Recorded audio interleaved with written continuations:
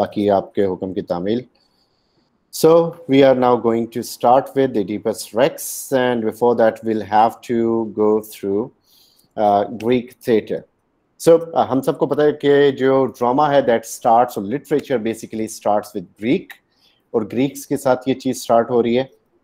एक चीज़ का ज़हन में रखिएगा, सिंस ये रिकॉर्डिंग चल रही है बेसिकली, लेकिन इट डजंट मीन कि आप लोग इसमें बोल नहीं सकते. जहाँ पे नहीं समझ आ रही, you can stop me, you can ask me. Okay जी. So this theatre, Greek theatre, इसके करेक्टरिस्टिक्स को, ये बहुत लंबी एक स्लाइड है लेकिन हम इसको ब्रीफली डिस्कस करेंगे ताकि आपको इसके मेजर पॉइंट्स पता लग जाएं. सो ग्रीक्स चूंकि लिटरेचर सबसे पहले आता है तो हम उसके लिए ग्रीक थिएटर को जानना ज़रूरी होता है. अब ये इसकी टाइमलाइन है बेसिकली ग्रीक थिएटर की. ये आपके लिए इम्पोर्टेंट नहीं है लेकिन आपको वैसे जब आएगी तो आप इसको पढ़ लीजिएगा. लाइक 525 BC में एस्किलस जो था, he was born, Sophocles born हुआ, एरिपिडीस बोर्न हुआ. सो हम जो है इसको यहाँ से स्टार्ट करने जा रहे हैं, पार्ट्स ऑफ ग्रीक थिएटर. सो इससे पहले चूँकि ऑल ऑफ यू नो कि ये जो है बेसिकली टाइम लाइन चलती है BC के हवाले से. So what is meant by BC? Anyone? Sir, before current or common era. Sir, before Christianity. Before Christianity. Sir, before Christ. Okay. Okay. What is AD then? AD. AD, sir. AD means after the death of Christ. Anno Domini. Yes, sir. It means before Christ. Sir, AD means after the death of Christ. Okay. Now remember, there are two terminologies that I am writing in your chat box. One is BC and AD, and other is BCE plus CE. So these two terminologies are read when we talk about someone who, like, when we are to tell about dates of previous times, ancient times. BC simply means before Christ. ठीक है, यानी हजरत ईसा की पैदाइश से पहले पहले का time. AD किसी ने यहाँ पे बिल्कुल ठीक बताया, that is anno domini, not after death. हम इसको आफ्टर डेथ कहते हैं. अगर हम आफ्टर डेथ कहें तो बिफोर क्राइस्ट यानी उनकी पैदाइश से पहले, और आफ्टर डेथ से पहले जो उनकी लाइफ के टाइम था वो कहाँ गया, तो वो तो मिस हो गया ना. So anno domini means the year of the, like इसको मैं आपको लिख के दे रहा हूँ, the year of the Lord. Yes miss Sarwat, बिल्कुल ठीक. यानी जो उनकी पैदाइश का साल है, जहाँ से उनका टाइम शुरू होता है, जहाँ से वो पैदा होते हैं, वहां से लेके ऑनवर्ड्स. सो उस ईयर से जब वो पैदा हुए तब से लेके अब तक आगे जो है वो जो टाइम चल रहा है, that is called that. BCE जो है that is before common era. Common era वो है जो हजरत ईसा की पैदाइश के बाद है, और BCE means before common era, जो कि उनकी पैदाइश से पहले पहले का टाइम है, that is called before common era. Okay, so now we are talking about Greek theatre. So Greek theatre जो है बेसिकली बड़ा इंपॉर्टेंट थिएटर था, और इसके बहुत सारे इंपॉर्टेंट एलिमेंट्स थे, जिसमें सबसे पहले हमारे पास आता है ऑर्केस्ट्रा. ऑर्केस्ट्रा कहता है बेसिकली एक डांसिंग स्पेस थी. आगे आपको वो मैं दिखाता भी हूँ. एक सर्कुलर शेप में थी, या सेमी सर्कल कह सकते हैं, और ये वो जगह थी जहाँ पे कोरस डांस करता था, सिंग करता था, या एक्टर्स से इंटरेक्ट करता था, जो कि स्कीन के पास होते थे. स्कीन को भी अभी हम डिस्कस करते हैं. सो जो ऑर्केस्ट्रा थे वो बेसिकली इसमें जिस हम आजकल ऑर्केस्ट्रा उसको कहते हैं, जो कि एक सिंगर के आसपास जो एक कम्युनिटी बैठी होती है गाने बजाने वाली, लेकिन ये वो स्टेज का पार्ट था जो कि सेमी सर्कल सी शेप में था, जहाँ पे लोग आके डांसिंग करते थे, यानी बेसिकली कोरस आता था और डांस करता था. अब अगर हम इससे आगे जाते हैं तो हमारे पास नेक्स्ट जो है दैट इज थिएटरन. सो ये सेकंड पार्ट है ग्रीक थिएटर का. सो थिएटरन वो प्लेस है जहाँ पे स्पेक्टेटर्स बैठते थे, ऑडियंस बैठती थी और बैठ के ड्रामा देखते थे. सो this is the basically diagram of it. ये आप देख सकते हैं कि ऑर्केस्ट्रा क्या है, और उसके आगे जो थिएटरन है जहाँ पे ऑडियंस लिखा है, बेसिकली ये वो जगह है जहाँ पे ऑडियंस बैठा करती है इस प्लेस में, यहाँ से यहाँ तक, एंड दिस इज ऑर्केस्ट्रा। ये जो ऑर्केस्ट्रा है इसको मैं यहाँ से नोट्स ऑन कर लेता हूँ ताकि, सो दिस इज ऑर्केस्ट्रा। ये जो जहाँ पे आपको ये आल्टर नजर आ रहा है, सो आल्टर भी जरूर होता था ग्रीक थिएटर्स में, ड्रामास में, क्योंकि गॉड्स के हुजूर वो कुर्बानी देते थे, चढ़ावे चढ़ाते थे। फिर उसमें जो नेक्स्ट हमारे पास होता है दैट इज जो इंपॉर्टेंट चीज, that is skin. So skin जो है वो ये वाली बिल्डिंग है, ये जो कि बिल्कुल एंड में नजर आ रही है आपको, SKENE। ये वो प्लेस होती थी जिस स्कीन का लफ्जी मीनिंग है टेंट। सो टेंट के अंदर you can call it back stage. आजकल के दौर में आप इसे बैक स्टेज कह सकते हैं, तब स्कीन कहा जाता था। सो स्कीन के ये 2 दरवाजे हैं, यहाँ से ये एक्टर्स निकलते थे और अपने रोल्स परफॉर्म करते थे जाके। स्कीन बेसिकली उस थिएटर में एक इसकी प्रॉपर डायमेंशंस होती थी, डायामीटर्स होते थे। फिर उसके बाद आता है हमारे पास पैराडोस। सो पैराडोस जो थे, जिसे पैराडोई कहा जाता है, इसका मतलब है पैसेज वेज, पैथवेज। पैथवेज ये जो आपको यहाँ पे नजर आ रहे हैं, ये वाले ऑडियंस के उस थिएटर के बिल्कुल साथ, ये वो जगह थी जहां से हमारे ये जो कोरस था ये एंटर होता था। कोरस का एंटर और एग्जिट इस पैराडोस से होता था, और इसमें जो मैसेंजर्स होते थे, फॉर एग्जांपल जो कि बाहर के मुल्कों से आ रहे हैं, क्योंकि जो स्टेज के दरवाजे हैं वो तो स्टेज को रिप्रेजेंट कर रहे हैं ना, उसी शहर को, उसी मुल्क को रिप्रेजेंट कर रहे हैं, उसी एरिया को बेसिकली। जो बाहर के इलाके हैं वो समझ लें कि सिटी का एक एग्जिट गेट दिखाया जाता था, या एक बाहर की, उस महल के बाहर की दीवार दिखाई जाती थी, जहां से नॉर्मली मैसेंजर्स आते थे या दूर दराज गए हुए लोग आते थे जो उधर से एंटर होते थे। अच्छा, अब एंशिएंट ग्रीक थिएटर क्या था? ये आपने अगर ग्रीक लिटरेचर को पढ़ा है, आपको पढ़ा होना चाहिए बेसिकली। अब वहां पे जो उनका सुप्रीम गॉड है ज़्यूस, ZEUS, ज़्यूस। सो ज़्यूस के बहुत सारे ऑफस्प्रिंग्स थे, बेटियां थी, बेटे थे। उसमें जो बेसिकली जो इसके उसकी वाइफ हेरा के साथ जो हुए, वो इसके साथ माउंट ओलंपस पे रहते थे। उनमें एक था Dionysus. So Dionysus is god of wine, music and festival. So basically god of wine and festival. So ये जो Dionysus था, जिसे Bacchus भी कहा जाता है, BACCUS, Bacchus. So ये Bacchus और Dionysus सेम गॉड हैं जो कि Zeus के बेटे हैं।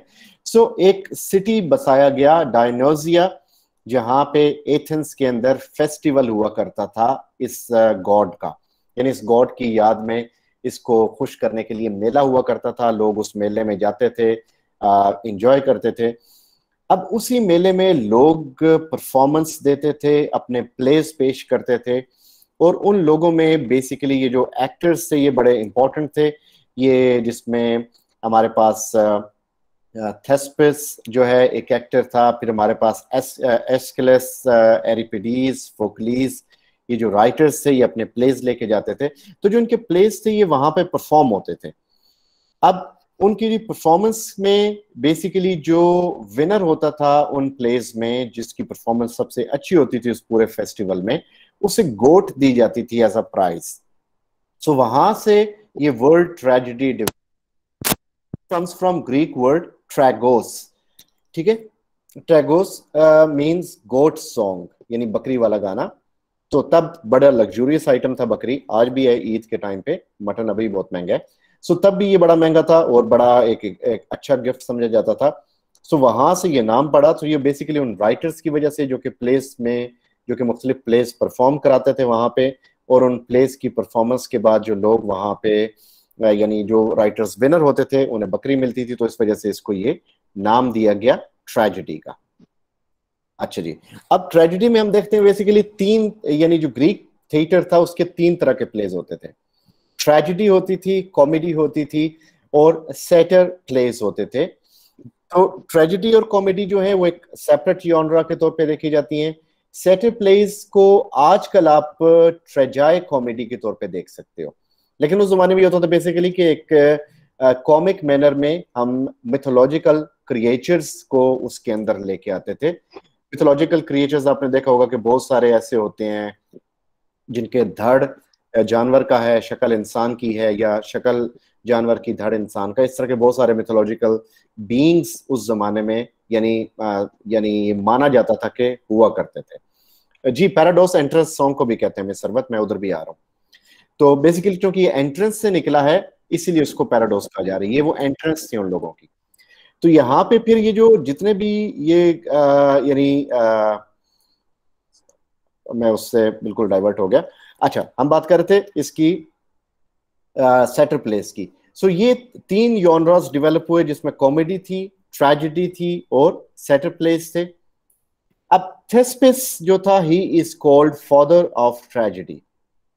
अब ये आपने ज़हन में रखना, ये एमसीक्यू आपसे अक्सर पूछा जाता है कि who was the father of tragedy. तो अगर तो आपसे But sir, he was an actor. He was not a writer.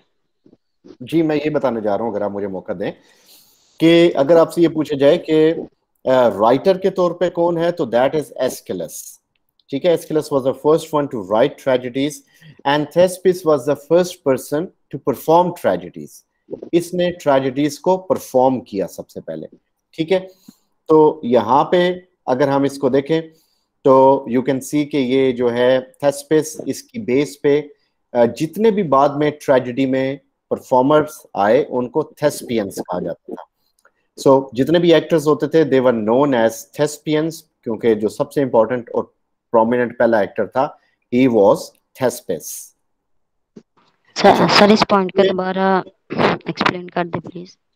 जी, देखें, ट्रेजेडी का जो फादर है एज फॉर किसने ट्रेजेडी लिखी सबसे पहले, तो वो है एस्किलस। ठीक है, जिसने ट्रेजेडी सबसे पहले परफॉर्म की वो है थेस्पिस। सो थेस्पिस वाज द पर्सन जो कि पहला एक्टर था जिसने सबसे पहले ट्रेजेडी को परफॉर्म किया। सो इस लिहाज से ये भी उसका ट्रेजेडी का फादर है परफॉर्मेंस के लिहाज से। और फिर ये इतना मशहूर हुआ कि इसके बाद जितने भी लोग ट्रेजेडी में परफॉर्म करते थे, जिन्हें आजकल हम मस्खरे कह देते हैं, एक्टर कह देते हैं, तब उनको थेस्पियंस कहा जाता था। सो तब उन्हें एक्टर्स नहीं, थेस्पियंस कहा जाता था। अच्छा, अब ये जो ट्रेजेडी जॉनरा है बेसिकली, जिससे हमने बताया कि ग्रीक कल्ट से ये शुरू हुआ और उसमें इसकी डेवलपमेंट हुई। सो इसमें जो इम्पोर्टेंट चीज़ है हम उसको डिस्कस करेंगे, और वो इम्पोर्टेंट ये है कि मास्क्स।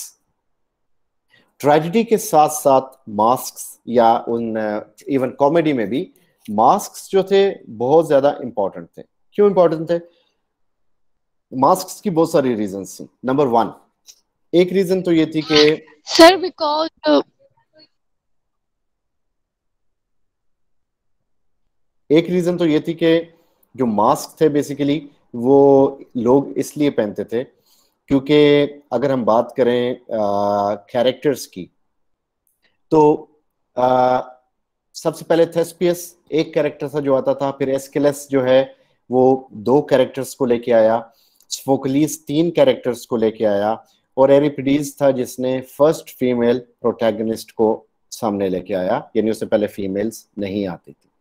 अब अच्छा, अब इसका क्या मतलब है कि सोफोक्लिस 3 एक्टर लेके आया। हालांकि सोफोक्लिस का इडिपस रेक्स पढ़े तो हमें तो उसमें बहुत सारे एक्टर नजर आते हैं, जिसमें सोफोक्लिस है, सॉरी इसमें इडिपस है, क्रियोन है, जोकेस्टा है, थियरीसियस है, एक बच्चा है जो थियरीसियस को लेके आता है, फिर शेफर्ड है, दूसरा शेफर्ड है, मैसेंजर है, और कोरस है, कोरस का लीडर खुरैगस है।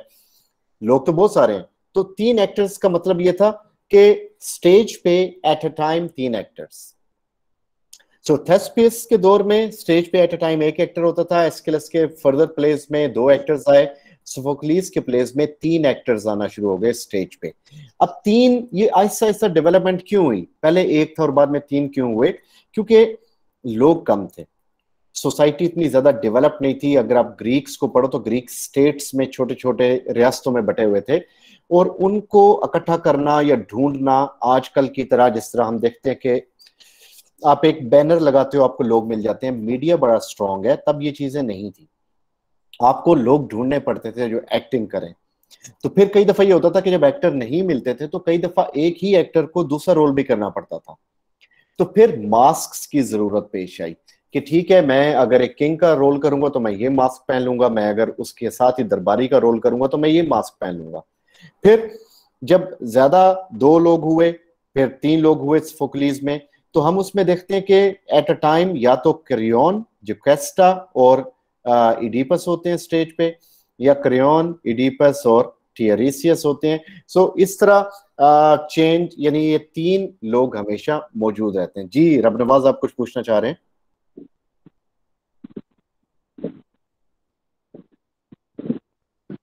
आपकी आवाज नहीं आ रही, अगर आप कुछ पूछना चाह रहे हैं तो। जी मैं इसको मिस मैमूना आगे भी डिस्कस कर रहा हूँ। एरिपिडीज ने डिस्कस किया था फीमेल प्रोटैगनिस्ट को, मैं उसको भी आगे जो है वो आगे स्लाइड्स में है। हाँ जी, जिस मिस इकरा आप सही कह रही हैं कि शुरू में जो एरिपिडीज से पहले फीमेल्स के जो रोल थे वो मेन प्ले करते थे, मेल हजरात प्ले करते थे। अब मास्क की जरूरत इसलिए भी पेश आई क्योंकि लोग कम थे कि एक बंदा 2 रोल कर रहा है, तो मास्क जरूरी था। सेकेंडली, अब आपको अगर कोई बंदा मिल जाता था एक्टिंग करने के लिए तो नॉर्मली ये होता था कि आगे नाम भी आ रहे हैं उन लोगों के, डोंट वरी। आगे फिर उसमें ये होता था कि जो भी लोग ये रोल प्ले करते थे, जरूरी नहीं कि वो अच्छे एक्टर भी थे, तो अपने इमोशंस, एक्टिंग तो नाम ही आपके इमोशंस का है, तो ये लोग फिर मास्क पहनते थे, जिसमें से जो ट्रेजेडी का मास्क था उसको जो है, जो मेलपमी गॉडेस के पीछे है उसको भी डिस्कस करेंगे, जो सैड है थालिया गॉडेस के पीछे कॉमेडी का मास्क है, जो हैप्पी है उसको, उनके नाम आगे आ रहे हैं। सो उसमें क्या होता था बेसिकली कि ये लोग, चूंकि हर बंदा एक्सप्रेशन नहीं दे सकता था, तो ये लोग मास्क पहनते थे। फिर मास्क क्यों जरूरी थे? क्योंकि मेल जो एक्टर्स थे उन्होंने फीमेल का रोल प्ले करना होता था, मास्क के साथ विग भी अटैच होती थी, तो ये मास्क इसलिए बहुत ज्यादा जरूरी थे कि आइडेंटिटी छुपा लेते थे, या लोग कम थे, ज्यादा प्लेस परफॉर्म करने होते थे। और ये देखें कि जो फेस्टिवल है, अब ग्रीक फेस्टिवल है, उसके अंदर एक राइटर फॉर एग्जांपल सोफोक्लीज है, तो उसने 3 प्लेस परफॉर्म करने हैं, तो 3 प्लेस की जो परफॉर्मेंस उसने देनी है उसमें अब वो कितना कोई एक्टर लेके आएगा, तो वही एक्टर होते थे जो कि भेस बदल बदल के, मास्क बदल के सामने आते थे। खैर यहां से आगे चलते हैं। आगे अब हमारे पास जो ग्रीक जो गॉडेसेस, यानी थालिया जो थी, ये म्यूज थी कॉमेडी की, और मेलपमी थी जो म्यूज थी ट्रेजेडी की। Now who are these muses? Muses basically अगर आपने वो पढ़ा है, ग्रीक एपिक्स पढ़ी हैं, जिस तरह पैराडाइज लॉस्ट है, उसमें मुख्तलिफ म्यूज, यानी हमेशा एपिक का स्टार्ट ही किसी न किसी म्यूज से होता है, तो हर एपिक को म्यूजेस के साथ एट्रीब्यूट किया जाता है। सो इसमें बेसिकली हमारे पास ये जो ग्रीक गॉड था ज़्यूस, उसकी बेटियां थी, ये 9 बेटियां थी उसकी, जिनको मुख्तलिफ किस्म के यॉनरस दिए गए। नॉर्मली जो एपिक पोइट्री थी उसमें कैलियोपी, CALLIOPE, वो नाम मैंने यहाँ पे इसलिए नहीं लिखा क्योंकि यहाँ रेलिवेंट नहीं था, आपको वैसे बता रहा हूँ, CALLIOPE, कैलियोपी वॉज द गॉडेस। ये जो ग्रीक जितने भी हैं, या जो इलियड थी, ओडेसी थी, और इसके अलावा पैराडाइज लॉस्ट में भी म्यूज का जिक्र है, तो ये ग्रीक गॉडेस ऑफ पोइट्री इसको कहा जाता है। ये ज़्यूस की बेटी थी, तो ये 9 गॉडेसेस थी। सो इन्हीं 9 में कोई डांस की थी, कोई म्यूजिक की थी, कोई लिरिक पोइट्री की थी, कोई एस्ट्रोनॉमी की थी। तो इनमें जो थालिया थी बेसिकली वो थी कॉमेडी की गॉडेस, और जो मेलपमिन थी वो थी ट्रेजेडी की गॉडेस। तो जो ट्रेजेडी की गॉडेस है उसे बेसिकली अनहैप्पी फेस की तरह दिखाया जाता है, इसके हाथ में नॉर्मली वेपन होता है एक, और जो थालिया है उसे हैप्पी फेस। यहां से ये 2 मास्क सामने आए। जब भी आप कोई ड्रामा देखते हैं उसके साइड पे आप देखते हैं 2 मास्क होते हैं, एक स्माइलिंग, एक ट्रेजिक। तो ट्रेजिक ट्रेजेडी को रिप्रेजेंट करता है, स्माइलिंग कॉमेडी को, और दोनों बेसिकली मेलपमिनी और थालिया को रिप्रेजेंट करते हैं। अच्छा, अब आगे ये था कैरेक्टरिस्टिक्स जो ग्रीक प्लेस के। सो तकरीबन 550 BCE before common era Athens में ये काम स्टार्ट हुआ।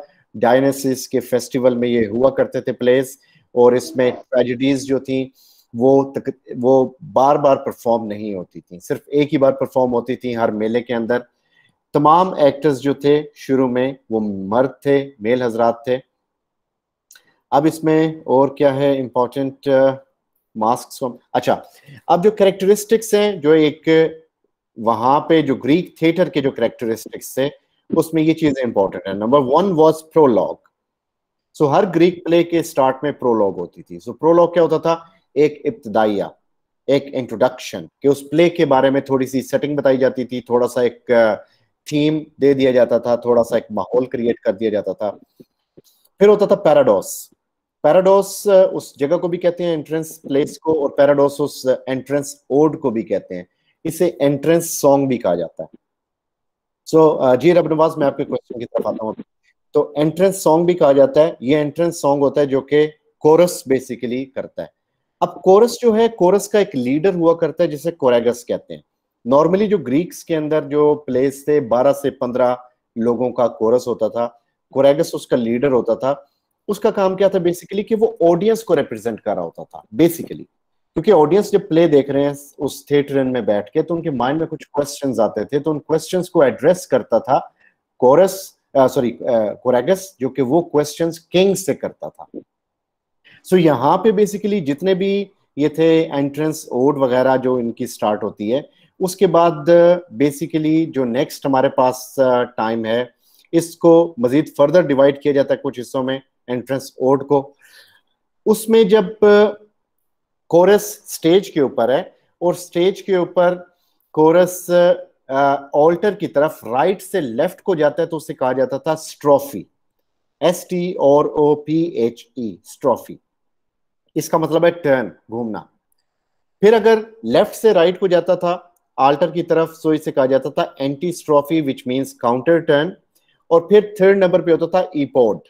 ईपोड मींस कि जब वो फाइनल गाना शाना गा लिया उसने, इधर से उधर भागा, उधर से इधर भागा, यानी सारे लोग इधर से उधर भागते हुए गाना गा रहे हैं, वहां से इधर आ रहे हैं, स्टेज पे गाना गा रहे हैं, फिर वो एंड में खड़े हो जाते थे और खड़े होके गाते थे, उसको ईपोड कहा जाता था, EPODE।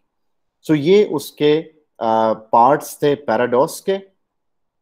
फिर उसके बाद आते थे सीन्स, जो कि नॉर्मली ट्रेजेडी के अंदर या उन ग्रीक प्लेस में 3 से 5 सीन्स होते थे। जिस तरह आजकल एक्ट्स हैं, एक्ट सीन्स में डिवाइडेड हैं, तो पहले उसको सीन्स में रखा जाता था।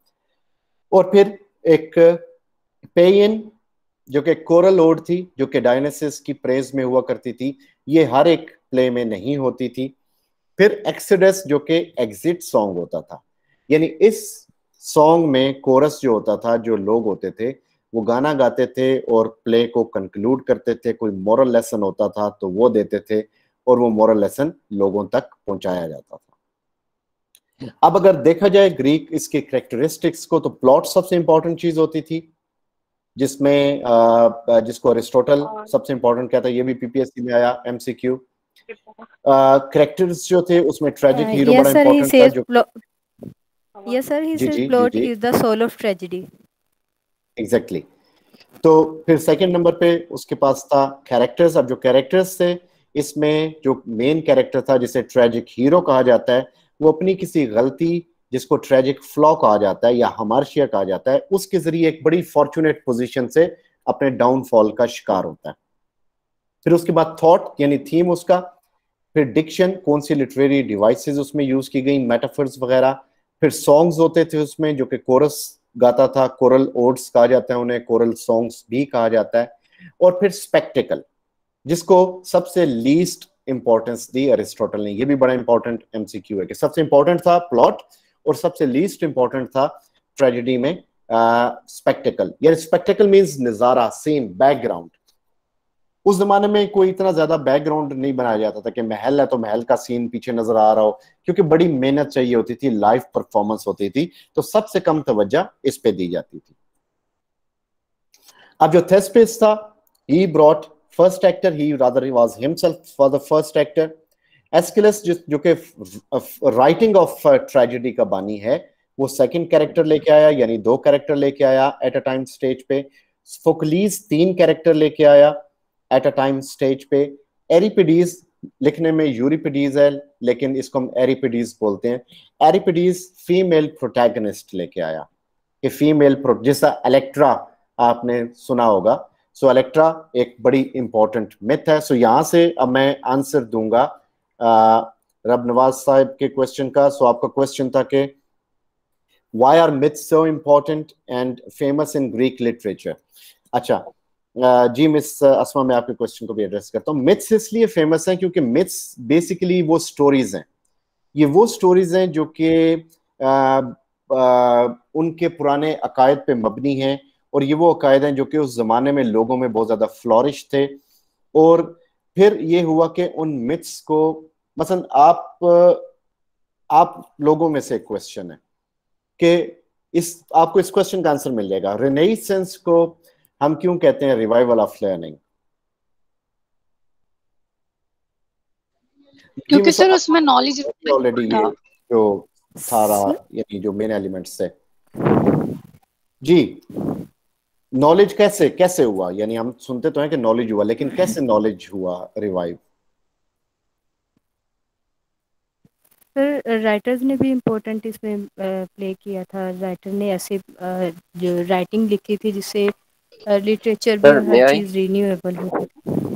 सर आई जी थिंक जी श्योर बोलें। रोमन्स और ग्रीक को कॉपी करना स्टार्ट किया था, वहां से मतलब उस नॉलेज को रिवाइव किया था। और सर लर्निंग के बारे में पूछा है ना कई बार। जी जी यहाँ पे कौन बोल रहे थे हजरत? जी जी सर रिनाइसांस के बारे में पूछ रहे हैं ना रिवर। जी जी जी जी जी जी सर चौसर के बाद बायरन एज थी ना सर, उसके बाद वही कॉपी हो रहा था जो लिटरेचर था, और उसके बाद जैसे ही उन्होंने अपनी तरफ से लिखना शुरू किया, जैसे शेक्सपियर आ गया और इस तरह मार्लो आ गया, तो इसलिए इसको रिनाइसांस कहते हैं आई थिंक। अच्छा, आप में से किसी ने अर्तुगरुल देखा है?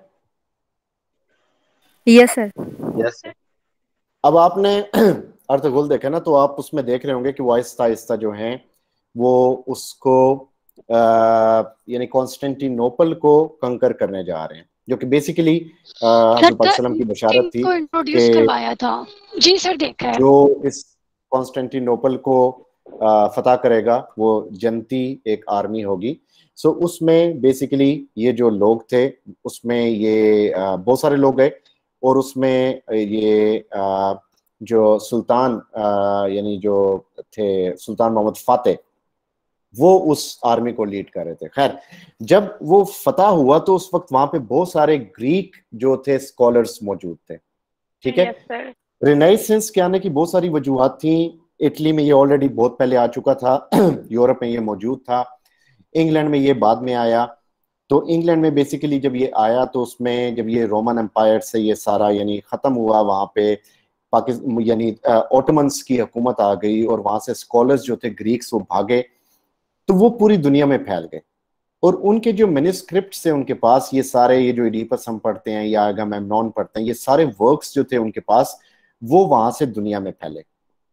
अब फिर जब ये रिनेसेंस के आने से पहले ये याद रखिएगा कि चर्च का बहुत ज्यादा रोल था, बहुत ज्यादा डोमिनेंट था चर्च ने सबको बांध के रखा हुआ था, और चर्च की वजह से लोग जो थे बहुत ज्यादा मुश्किलात में थे। अब जब चर्च का आहिस्ता आहिस्ता डाउनफॉल हुआ, मार्टिन किंग लूथर जो था जूनियर, उसने आके वो यानी प्रोटेस्टेंट चर्च वगैरह की तरफ आ गए, जो रोमन कैथोलिक की बादशाह थी वो खत्म हो गई, उसकी मोनोपोली खत्म हो गई, लोग चर्च से दूर भी हो चुके थे काफी। तो पहले चर्च क्या करता था, ट्रांसलेशंस को अलाउ नहीं करता था, इवन बाइबल की ट्रांसलेशन करना भी हराम था। अब ये हुआ कि जब चर्च बहुत ज्यादा पीछे हट गया तो ये सारे के सारी चीजों को ट्रांसलेट किया गया, और वहां पे ये ग्रीक सारा जो लिटरेचर था, रोमन लिटरेचर, इन सब की ट्रांसलेशंस हुई। और फिर अब बात है वहां पे, यानी ये था revival of learning was already available, now this was revival of it. अब जो बात पूछी गई कि मिथ्स क्यों इंपॉर्टेंट है, क्योंकि अब उन्हीं मिथ्स को फिर यूज किया गया रोमांटिक्स ने और बहुत सारे पोइट्स ने अपने वर्क्स के अंदर। आप कीट्स को, शेली को, बायरन को, आप इनको अंडरस्टैंड ही नहीं कर पाते जब तक आपको इन मिथ्स का ना पता हो, या जब तक आपको ग्रीक्स का ना पता। मेरे हिसाब से तो अगर आप मेरी पर्सनल ओपिनियन लें कि जब तक आपको ग्रीक लिटरेचर का नहीं पता, आपको इंग्लिश लिटरेचर का उसकी अच्छी तरह समझ नहीं आएगी। खैर आगे चलते हैं, बहुत कुछ है डिस्कस करने वाला। Sir there is a question. जी जी Sir, I do not understand the meaning of muse. Sir, are there something like spirits? जिस तरह spirits rape of the lock में है, तो क्या ये muses भी इसी तरह की कोई चीज होती है? स्पिरिट्स तो एक उसने तो बड़ी फर्जी सी स्पिरिट्स दिखाई ना रेप ऑफ द लॉक के अंदर, वो उसने कॉपी किया ग्रीक गॉड एंड गॉडेसेस को। ये जो म्यूजिस हैं ये एक डिवाइन मशीनरी है, एरियल मशीनरी है, गॉडेसेस हैं और ज्यूस की बेटियां, ये है सारा मिथोलॉजिकली।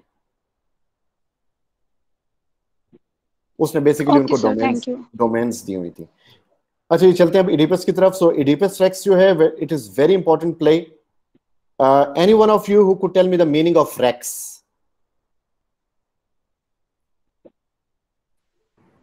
जी Sir, that means king. Swollen feet, sir. Sir, no, sir. Oedipus means swelling feet, but Rex mean king. Rex means era, kingship, era, दौरे हुकूमत। ठीक है। अब जो इडिपस है दैट इज अ ट्रायोलॉजी जो कि इसने पेश की फोकलीज ने। इसके 3 पार्ट्स हैं, Oedipus the King, Oedipus at Colonus और एंटिगनी। अब अगर उस लिहाज से देखा जाए तो जो क्रोनोलॉजिकल सिचुएशन है उसमें सबसे पहले इडिपस रेक्स आता है, सॉरी इडिपस द किंग आता है। इडिपस द किंग एंड में इडिपस को निकाल दिया जाता है, इडिपस पहुंचता है कोलोनस में, वहां पे वो मर जाता है और फिर एंटिगनी थर्ड प्ले है। ये क्रोनोलॉजिकल सीक्वेंस है। लिखने में सबसे पहले जो था उसने एंटिगनी लिखा था, फिर इडिपस द किंग लिखा था और फिर इडिपस एट कोलोनस लिखा था। सो लिखने में उसने ये हेरा फेरी की थी। क्रोनोलॉजिकली सबसे पहले इडिपस द किंग आता है। अब इडिपस जो है इसकी बेसिकली ये 3 प्लेज हैं इसके। अब हिस्ट्री क्या थी? कैडमस जो था बेसिकली ये एक एजिनर यानी एक किंग था फोइनिशिया इलाके का, उसका बेटा था कैडमस और ये यूरोपा का ब्रदर था। जी जी एग्जैक्टली। सो ये यूरोपा का ब्रदर था। तो हुआ क्या कि ज़्यूस जो कि बड़ा यानी मुख्तलिफ ख्वातीन से उसको मोहब्बत होती थी, तो उसने यूरोपा को उठा लिया। कैडमस गया उसको ढूंढने के लिए, तो खैर उसको नहीं मिली अपनी बहन, तो वो डेल्फी के ओरेकल पे गया। अब डेल्फी के ओरेकल ने हमेशा लोगों का बेड़ा गर्क किया, इसने कभी किसी को सही बात नहीं बताई। तो वहां पे गया तो उसने उसे कहा कि तुम जाओ और एक काऊ तुम्हें मिलेगी, उसको फॉलो करना। खैर उसने काऊ को फॉलो किया और वहां पे चलते चलते एक जगह पे उसने कहा जहां पे ये काऊ लेटेगी उस स्पॉट पे जाओ। सो उसने उसको जाके एक बोइशिया नामी सिटी की तरफ ले गई, जिसका मतलब ही काऊ लैंड है। वहां पे उसने थिब्स जो है थिब्स सिटी को स्टार्ट किया। फिर यहाँ पे एक ड्रैगन था, कैडमस ने उस ड्रैगन को मारा और उसके जो दांत थे उसने जमीन में गाड़े और यहाँ से एक बड़ी खूनख्वार किस्म की आर्मी निकली।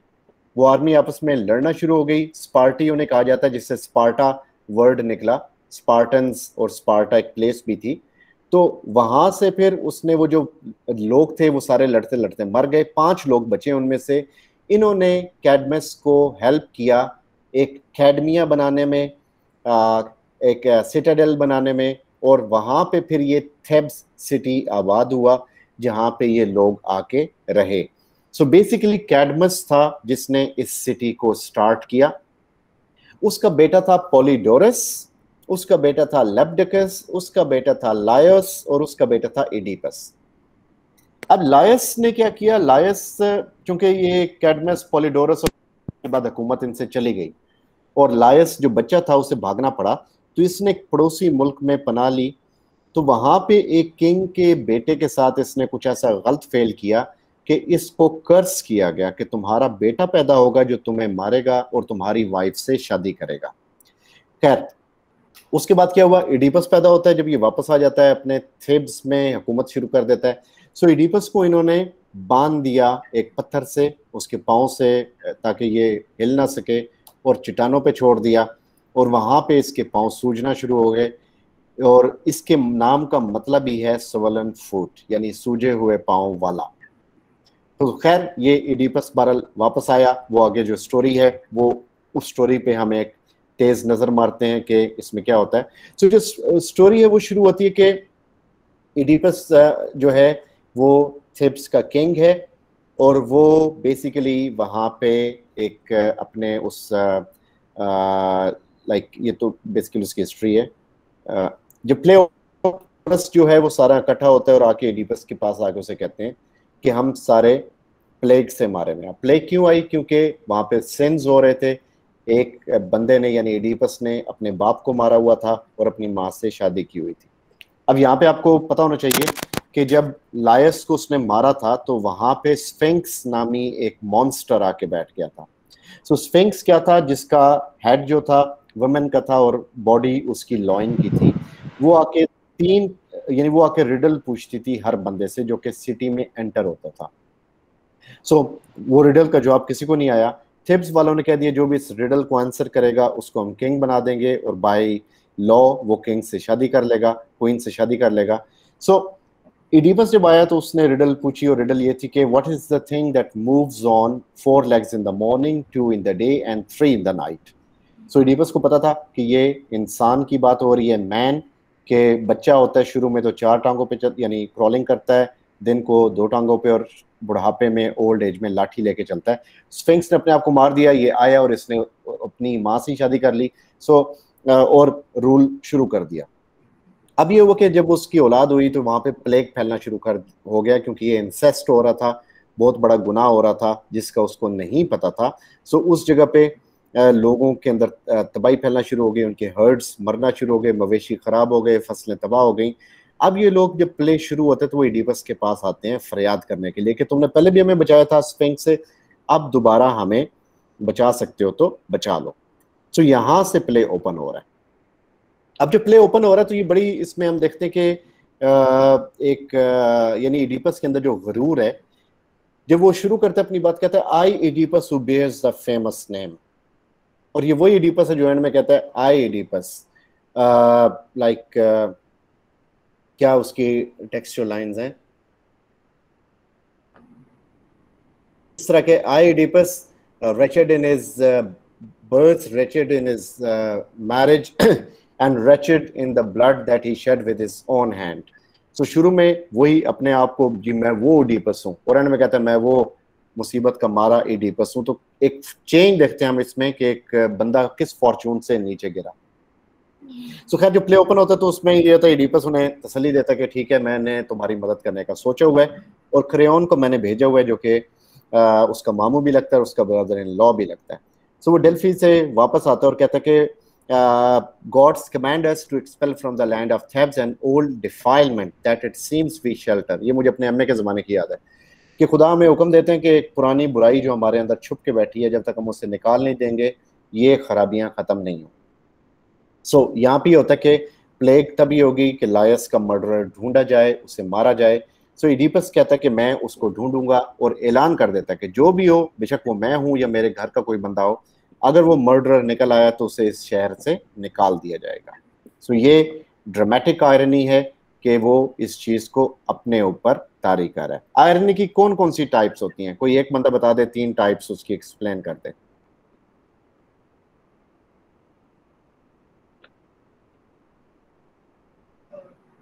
जी रबनवाज साहब।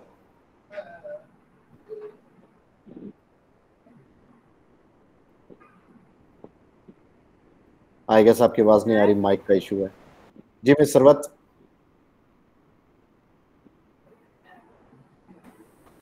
नहीं आपकी भी आवाज नहीं आ रही। 3 तरह की आयरनी होती है, वर्बल होती है, सिचुएशनल होती है और ड्रामेटिक होती है। वर्बल जो हम लफ्जों से करते हैं कि यार ये बंदा बहुत यानी खूबसूरत है, हालांकि वो एक काले बंदे को कह रहे हैं। सिचुएशनल होती है कि एक बंदा जल्दी लेट आ रहा है क्लास में और मैं कहता हूँ यार तुम बहुत जल्दी आ गए। और ड्रामेटिक वो होती है कि जो आयरनी है लेकिन उसमें उस आयरनी का लोगों को पता है, ऑडियंस को पता है, कैरेक्टर को नहीं पता। जिस तरह इडिपस कहता है I Oedipus who bears the famous name, और हमें पता होता है कि असल में इडिपस जो है वो उसका क्या फेमस नेम है, उसको जल्दी समझ आ जाएगी। So this is dramatic irony. So क्या होता है कि वो कहता है कि ठीक है मैं उस मर्डरर को बाहर निकालूंगा। इडिपस जो है फिर थियरीसियस को बुलवाता है, उसे पता लगता है कि थियरीसियस कोई बंदा है। अब थियरीसियस की मिथ भी मशहूर है कि ये ब्लाइंड कैसे हुआ, इसने 2 स्नेक्स को छेड़ा तो ये ब्लाइंड हो गया। एक और मिथ में इसने हेरा को देखा बात लेते हुए तो ये ब्लाइंड हो गया। और एक और मिथ में किसने हेरा की बात पे ज़्यूस की बात, उसके हस्बैंड की बात को फोकियत दी तो उसने इसको ब्लाइंड कर दिया। और इसको और टीरेसियस वो है जो कि जिसको ज़्यूस हेरा ने या गॉड्स ने सॉरी ये एक लंबा अरसा फीमेल भी रहा, ये फीमेल भी रहा लंबा अरसा, इसने शादी भी की, इसकी औलाद भी, यानी इसने बच्चे भी पैदा किए और उसके बाद फिर जाके इसका ये कर्ज खत्म हुआ and he was changed into man. So Tiresias जो है वो यहाँ पे एक ब्लाइंड सीयर है। ये याद रखिएगा कि इडिपस जो है वो एक सीइंग ब्लाइंड है और जो टीरेसियस है वो एक ब्लाइंड सीयर है। ड्रामेटिक आयरनी और कैरेक्टर आयरनी नहीं, वो ये दोनों डिफरेंट हैं। टीरेसियस यस ओल्ड मैन है, थेब्स का एक प्रीस्ट है। तो यहाँ पे अब हम क्या देख रहे हैं कि जो टीरेसियस है वो बेसिकली वहां पे आता है और इडिपस के सवालों का जवाब देना पसंद नहीं करता क्योंकि he knows the reality. Oedipus उससे गुस्सा होता है और फिर उसको लगता है कि ये उसकी हेल्प आउट नहीं कर रहा और बाद में फिर वो ये कि वो कहता है कि शायद ये क्रेयोन इसके साथ मिला हुआ है, क्योंकि जब वो उसे गुस्सा दिलाता तो उसे कहता है you yourself are the defilement of the city, कि तुम वो ही हो जिसको तुम ढूंढ रहे हो। तो उसे गुस्सा आ जाता है, वो कहता है कि अच्छा मुझे लगता है कि क्रेयोन जो गया था, क्रेयोन ने ये बात खुद बनाई आके, डेल्फी ने नहीं बताई इसको, और ताकि फिर ये टीरेसियस को लेके आए, ये दोनों मुझे इख्तिदार से हटा दें, क्रेयोन रूल करना शुरू हो जाए, तो ये इनकी प्लानिंग है। तो वो क्रेयोन को गद्दार मुकर्रर कर देता है। लेकिन होता क्या है, क्रेयोन उसको जो है क्लियर बताता है कि भाई मेरे पास ऑलरेडी सारे वो नवाजिशें हैं जो किंग के पास होती हैं, मैं क्यों परेशानियां लूँ किंग की, तो मैंने ऐसा कुछ नहीं किया। सो वो एग्जीक्यूट होने से रुक जाता है। मीनवाइल जो कैस्ट आती है वो उसको समझाती है और वो उसे कहती है कि जो प्रोफेसीज हैं इनकी बात पे बिलीव मत करो, क्योंकि ये जो प्रोफेसीज हैं मेरे साथ भी हुई थी और प्रोफेसी में ये था कि इस तरह एक औलाद होगी जो मारेगी और जो मुझसे शादी करेगी, लेकिन ऐसा नहीं हुआ। तो इडिपस जो है वो उस पर थोड़ा सा वो कहते कि जो मेरा जो यानी वो कहते कि मेरा जो बंदा था उसे डाकुओं ने मारा और एक ऐसी जगह पे मारा जहाँ पे 3 सड़कें मिलती है। तो यहाँ पे इडिपस परेशान हो जाता है क्योंकि इडिपस उन्हीं 3 सड़कों पे जहाँ पे ये मिलती हैं एक बंदे को मार के आया होता है जो कि किंग की तरह की शान शौकत और प्रोटोकॉल वाला होता है। तो यहाँ पे उसको लगता है कि शायद जो टीरेसियस ने एक्यूज किया शायद वो ठीक होगा। अच्छा, इन्हीं दर में एक मैसेंजर आता है कोरिंथ से, क्योंकि इडिपस जब बचपन में जब उसके पांव सूजते हैं ऊपर उसे चट्टान पे रख दिया जाता है तो एक मैसेंजर उसे उठा के एक शेफर्ड को दे देता है, सॉरी एक शेफर्ड दूसरे को दे देता है, वो उसे कोरिंथ में ले जाता है पोलिबस किंग के पास जिसकी औलाद नहीं होती और उसकी वाइफ होती है मेरोप। सो पोलिबस और मेरोप इसको पालते हैं और वहां पे ये होता है कि एक ड्रंकन प्रीस्ट होता है, एक कोर्टियर, वो एक दिन इसको बता देता है कि तुम तो इनकी औलाद नहीं हो। तो वहां से इडिपस चलता है, डेल्फी आता है, डेल्फी आके वो क्वेश्चन करता है कि मेरे माँ बाप कौन है। डेल्फी पे ओरेकल बजाय इसके कि ये बताए कि कौन है, वो कहती है कि तुम अपनी माँ से शादी करोगे, बाप को मारोगे। तो वो फिर पोलिबस के कोरिंथ में जाता ही नहीं है, वो थेब्स की तरफ आ जाता है जहाँ पे वो फर्दर फिर अपने बाप को मार भी देता है। सो यहाँ से ये स्टोरी इस तरह ट्विस्ट में। सो बहरहाल एक मैसेंजर आता है कोरिंथ से, वो कहता है कि तुम्हारा बाप पोलिबस मर चुका है। सो इडिपस जो है वो खुश होता है इस बात पे, हालांकि उसे परेशान होना चाहिए। वो कहता है कि अच्छा इसका मतलब है कि मैं वो प्रोफेसी गलत थी, वाइफ सही कह रही है मेरी कि प्रोफेसीज को नहीं मानना चाहिए क्योंकि मैं तो इधर हूँ और मैंने अपने बाप को नहीं मारा। हाँ, मेरे जानने के गम से मर गया तो अलग बात है, लेकिन मैंने उसे कत्ल नहीं किया। अच्छा, फिर उसमें वो कहता है कि वो कहता है कि लेकिन तुम ये इस चीज जो मैसेंजर है, मैसेंजर कहता है कि अगर तुम्हें ये डर है ना, मतलब इडिपस कहता है कि चलो बाप तो मर गया लेकिन मुझे उस औरत से खतरा है। कहता है कौन सी औरत? कहता है मेरी जो माँ है मेरोप। कहता है तुम्हें मेरोपी से परेशान होने की जरूरत नहीं है, वो तुम्हारी रियल मदर नहीं है। अब यहाँ पे इडिपस फिर परेशान हो जाता है। वो कहता है क्यों? वो कहता है कि तुम तो इनके बच्चे ही नहीं हो, तुमको किसी और ने यहाँ से उठा के इनके हवाले किया था। अब यहाँ पे वो फिर ढूंढते हैं वो कौन बंदा था। सो इस पे जो जोकेस्टा है उसको रियलाइज होना शुरू हो जाता है कि काम खराब हो चुका है, अब बेहतर है कि अब खामोश तो है, लेकिन वरना बात आगे बढ़ जाएगी। इडिपस जो है वो इस चीज को इस तरह लेता है कि मेरी शायद जो, चूंकि मैं पहाड़ पे मिला हूँ तो मैं शायद नाजायज हूँ, ये शायद मैं किसी फकीर या गरीब बंदे का बेटा हूँ, तो मेरी वाइफ को यानी जोकेस्टा इसलिए मुझे रोक रही है आगे बढ़ने से इस इन्वेस्टिगेशन में कि शायद ये रॉयल फैमिली की है तो लोग क्या कहेंगे कि एक फकीर के बच्चे से इसने शादी कर ली, वो उसकी बात को सीरियस नहीं लेता। तो खैर जब आगे जाते हैं तो उसको आगे जाके पता लगता है कि वो जो मैसेंजर है वो उसको बुलाया जाता है जिसने उसको ये बच्चा दिया। वो मैसेंजर आता है, वो आके बताता है कि जी मैं मैसेंजर था, लेकिन वो एक और मैसेंजर था जिसने मुझे बेबी पकड़ाया। और वो मैसेंजर वही होता है जो कि जब ये लायस को मारता है तो एक बंदा वहां से भाग जाता है और बॉर्डर्स पे चला जाता है। उसको जब बुलाया जाता है तो वो आके बता देता है कि यार ये वही है और इडीपस तुम लायस के ही बेटे थे। इतनी देर में इडीपस जो है वहां से भागता है अंदर अपने पैलेस में। ग्रीक ट्रेजेडीज में ये ज़हन में रखें कि ग्रीक ट्रेजेडीज में ये जो हॉरर्स और इस तरह के तमाम सीन्स कभी भी स्टेज पे नहीं थे होते, ये सारे बैक एंड पे होते थे। कोई भी वायलेंस डेथ स्टेज पे नहीं दिखाई जाती थी। तो खैर इडीपस भागता है और देखता है कि जोकास्टा ने फांसी लटक के खुदकुशी कर ली होती है। ये फिर उसी के ब्रूचेस निकालता है और अपनी आंखों पे मारता है और अपनी आंखें फोड़ देता है, अंधा हो जाता है।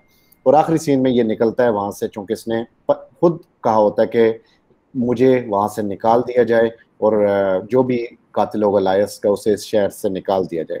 सो इसको उस शहर से निकाल दिया जाता है और पीछे जो हुकूमत होती है वो क्रेयोन के पास आ जाती है, जो कि शुरू में नहीं करना चाह रहा होता लेकिन अब वो उसको करना चाह रहा होता। तो ये इंपॉर्टेंट लाइंस हैं उसकी जो आपको मिल जाएंगी, मैं आपसे ग्रुप में शेयर कर दूंगा, आप इसको बाद में देख सकते हैं।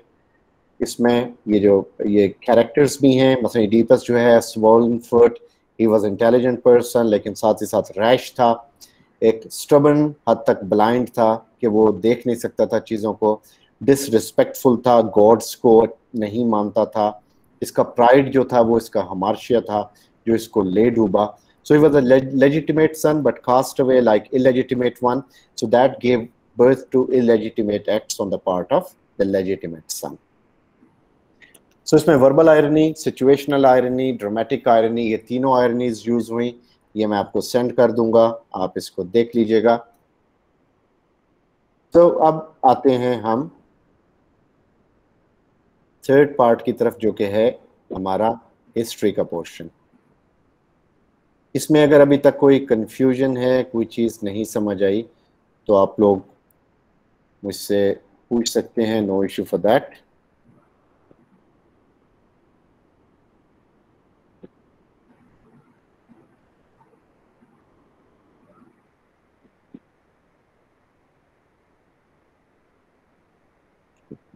करना है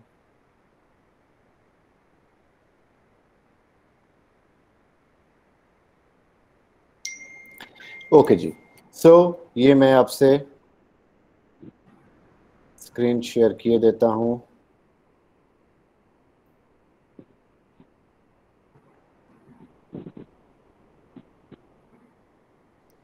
सर बेसिकली इसके सिलेबस में तो एक ही इसके पार्ट को पढ़ाया जाता है और इडिपस ट्रैक्स को ज़्यादातर फोकस किया जाता है, लेकिन हम इसका दूसरा पार्ट एंटिगनी भी पढ़ेंगे जो कि इम्पोर्टेंट है, थर्ड पार्ट जो है इसका।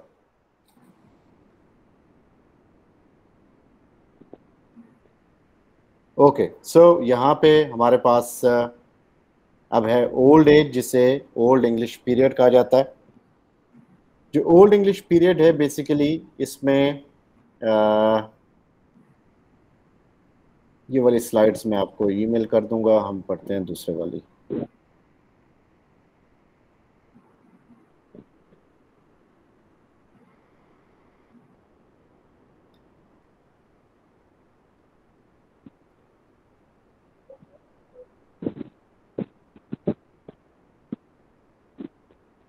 ये स्लाइड्स मैं आपको भेजता रहूँगा रोज़ के हिसाब से। ये एक बड़ा ज़बरदस्त ज़ख़ीरा होगा आपके लिए फ्यूचर रेफरेंस के लिए, तो इसको संभाल के रखिएगा in case you want to leave the group, और इन केस जो भी आप उसमें चाहेंगे, आप कम से कम इसका बैकअप वगैरह अपने पास रख लिया करें, ये आपको काम आएगा।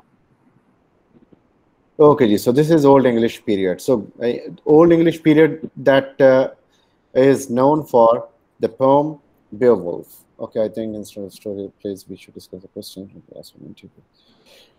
जी, literary scholar, whatever your name is.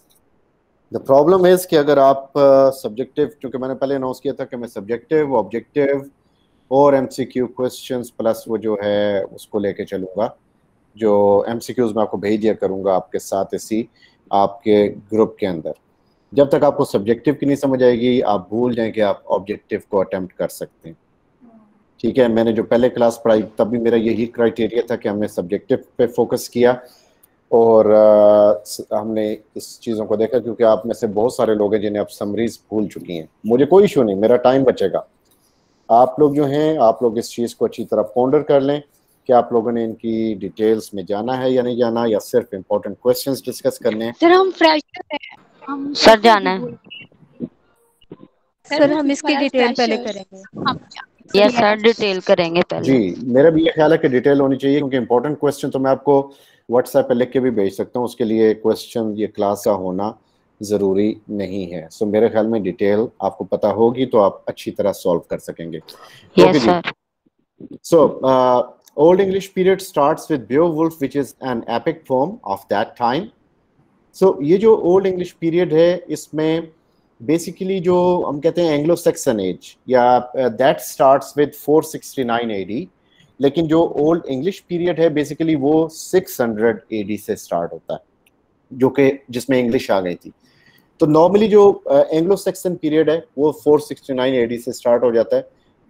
Dates ये ज़हन में रखिएगा कि कोई ख़ास इंपॉर्टेंट नहीं है, आपकी PPSC में डेट्स इतनी नहीं पूछी जाती, तो इस चीज़ को माइंड में रख लें। अभी जो ओल्ड इंग्लिश पीरियड है ये वो पीरियड जिसमें इंग्लिश बोली जाती थी और उसमें यानी शुरू में इंग्लिश की डेवलपमेंट हुई। विटसिट और बेओवुल्फ, सो ये वो पोम्स हैं जो कि पैगन पोम्स भी कहा जाता है। पैगन वो के नॉन क्रिश्चियन राइटर्स, क्योंकि क्रिश्चियनिटी अभी तक यहाँ पे नहीं आई थी, सो इनमें नॉन क्रिश्चियन राइटर्स भी थे और क्रिश्चियन राइटर्स भी थे। बेओवुल्फ के बारे में कहा जाता है कि इसका राइटर का नाम तो नहीं पता, लेकिन वो क्रिश्चियन होगा क्योंकि उसके अंदर क्रिश्चियनिटी के एलिमेंट्स इस पोम में हमें इस एपिक फॉर्म में नजर आते हैं। अच्छा जी, ओल्ड इंग्लिश पीरियड जो है उसमें कैडमन जो था उसकी हेम्स बड़ी मशहूर थी। सो वो एक अर्लीस्ट इंग्लिश पोएट था जिसका नाम अभी तक जिंदा है और उसने अपनी हेम्स लिखी क्रिएशन के हवाले से, क्रिएशन ऑफ द वर्ल्ड, और उसकी ये अर्लीस्ट इंग्लिश पोम है। ये जो सारी पोम्स हैं इनका एक जगह पे रिकॉर्ड मौजूद है, आगे हम देखते हैं कि वो रिकॉर्ड क्या कहलाता है। जो सबसे बड़ी पोम थी जिसको बेओवुल्फ कहा जाता है, ये स्टोरी बड़ी इंपॉर्टेंट है। ये एक इंग्लिश एपिक पोम थी जो कि फर्स्ट इंग्लिश एपिक पोम है। इसके ऑथर का नहीं पता, इसकी जो लाइंस हैं 3182 लाइंस हैं और ये एक यंग पर्सन की कहानी है जो कि बड़ा ब्रेव पर्सन था और वो डेनमार्क की तरफ आता है किंग हरोथगर को बचाने के लिए, जो कि उसके फादर का दोस्त होता है, मरहूम फादर का। सो उसको उसने एक मॉन्स्टर से बचाना होता है जिसका नाम होता है ग्रैंडल। सो वो ग्रैंडल को मारता है, उसका बाजू तोड़ देता है, ग्रैंडल मर जाता है, फिर उसकी माँ इंतकाम लेती है, ये उसको मारता है। तो ये बेसिकली एक एपिक पोम है। एंड में एक सी ड्रैगन को मारते हुए जो बेओवुल्फ है उसको एक मोहलिक इंजरी होती है और उसकी डेथ हो जाती है, वो मर जाता है। सो बेसिकली ये इसकी छोटी सी कहानी थी। ये उसकी बेसिकली टॉपिक्स थे कि राथ ऑफ ग्रैंडल, कमिंग ऑफ बेओवुल्फ, वो आता है, फिर उससे ग्रैंडल से लड़ता है, उसकी माँ के उस कछार में जाता है, उसकी माँ से लड़ता है, फिर ड्रैगन से लड़ता है, फिर उसकी डेथ होती है, फिर उसका जनाजा वगैरह। सो ये बेओवुल्फ में टॉपिक्स डिस्कस किए गए। अब जो ओल्ड इंग्लिश जो पोम है बेसिकली उसमें फ्यूनरल सेरेमनी दिखाई गई जो कि डेड हीरो के हवाले से है और इसमें जो जमाने के कंटेम्प्रेरी रीडर्स थे उनको इस पोम में बड़ा इंटरेस्ट था। और ये इम्पोर्टेंट पोम इसलिए है क्योंकि ये उस जमाने की लाइफ को एज इट इज रिप्रेजेंट करती है। जो ओल्ड इंग्लिश पीरियड में लोगों की लाइफ स्टाइल था, जो कि उनका रहन सहन था, जो उनके जिसका कल्चर डेवलप हो रहा था, जिसका लैंग्वेज डेवलप हो रही थी, जिसका लोग उस जमाने में जो उनका एक सोशल सेटअप था, ये उसकी एक रिप्रेजेंटेशन करता है। अब इसमें जो हम देखते हैं इंपॉर्टेंट चीज क्या थी, एलिट्रेशन यूज हुई। राइम स्कीम नहीं थी इस पोम के अंदर, लेकिन एलिट्रेशन थी। The athelings all with in he saw, ठीक है। तो एलिट्रेशन वो होता है जिस तरह एक ही साउंड से शुरू होने वाले कॉन्सोनेंट साउंड से जो वर्ड्स होते हैं उन्हें तरतीब में लिखा जाता है। जिसमें मेरी एक बुक है जो कि मैंने प्रॉफिट मोहम्मद सल्लल्लाहु अलैहि वसल्लम पे लिखी, वो दुनिया की पहली बुक है जो कि इंग्लिश में एक कंप्लीट नज़म है उनकी नबी पाक सल्लल्लाहु अलैहि वसल्लम की पूरी सवाने हयात, उनकी ज़ात पे, जो कि अलिट्रेशन में लिखी गई। सो ये बेसिकली हम अमेज़न के ऊपर अवेलेबल है, वो उसको सेल करते हैं। सो अलिट्रेशन इज़ वेरी इंपॉर्टेंट, ये पोइट्री को ब्यूटिफाई करती है। अलिट्रेशन और कैनिंग्स जो ज़माने की बड़ी इंपॉर्टेंट यानी ओल्ड इंग्लिश पीरियड की वो थी लाइक पोइटिक डिवाइसेस। अच्छा, अब जो ओल्ड इंग्लिश पीरियड में थी विजडम पोइट्री। सो विजडम पोइट्री में हम क्या देखते हैं कि जो एक बुक थी द एग्जिटर बुक। सो एग्जिटर बुक वो थी जो कि कलेक्शन थी, जो कि जिसके अंदर वो सारी की सारी पोम्स जो कि एंग्लो सैक्सन एज के बाकी जात जो कि मैन्युस्क्रिप्ट्स रेमनेंट्स जो मिले लोगों को, वो इस बुक के अंदर सेव थे। यानी यहाँ इस किताब को पढ़ के पता लगा कि ओल्ड इंग्लिश पीरियड कैसा था, उसकी राइटिंग्स कैसी थी, लोग कैसे थे, किस तरह का उसमें काम हुआ, क्रिश्चियनिटी कब आई, कब से उसको क्रिश्चियनिटी ने वहां पे कदम रखा। सो ये सारे का सारा इस लिटरेचर, इसलिए कहते हैं literature is life and life is literature. There is no literature, there is no life. ये बुक ना होती तो हमें एंग्लो सैक्सन एज का ना पता होता। खैर बहरहाल अब इसमें एक इंपॉर्टेंट पोम थी द वेंडरर। द वेंडरर एक बहुत इंपॉर्टेंट पोम थी जिसका नाम है, इसमें एक इंसान की कहानी है जो कि अपने उसे घर वालों की तरफ से बड़ी परेशानियां मिलती हैं और फिर उसके पास मेमोरीज होती हैं और उन सब के साथ साथ जो है गुजारा करता है, जिंदा रहता है। Seafarer is also a story जिसमें एक्साइल है एक बंदे का कि उसे निकाल दिया जाता है एक जगह से और वो फिर था दो woefully he travelled and hopeless and homeless, ये ही फ्लेड फ्रॉम फेट, इस तरह की इसकी वर्डिंग है। फिर वाइफ्स लेमेंट एक इंपॉर्टेंट पोम थी। हस्बैंड्स मैसेज ये एक इंपॉर्टेंट पोम थी जो उस जमाने में लिखी गई।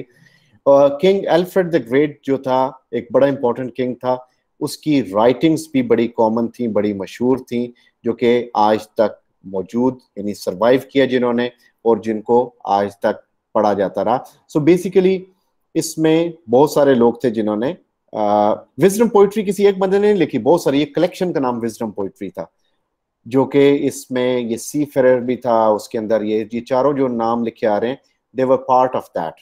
एल्फ्रेड ने यस बड़े मैन्युस्क्रिप्ट्स को ट्रांसलेट भी किया।